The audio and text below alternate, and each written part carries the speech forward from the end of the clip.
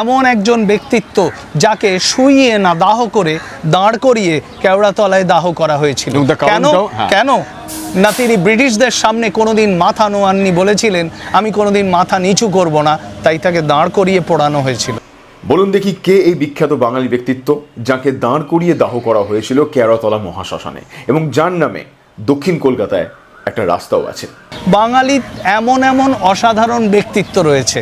শব্দবাজি বাংলার শব্দের খেলা বা গল্প খেলা গত 17 বছর ধরে কাজ করছি আমরা বাংলা ভাষার বিভিন্ন দিক নিয়ে, আর তার সঙ্গে ওতপ্রোতভাবে জুড়ে থাকা বাঙালিয়ানা বাঙালি সংস্কৃতি নিয়েও আমরা আড্ডা দিতে শুরু করেছি এই আড্ডা সিরিজে, যার নাম দিয়েছি আমাদের কথা, বাংলার কথা, বাঙালির কথা। প্রত্যেক শনিবার রাত 8টায় শব্দবাজির ইউটিউব চ্যানেলে এই আড্ডার বড় অংশ দেখতে ভুলবেন না।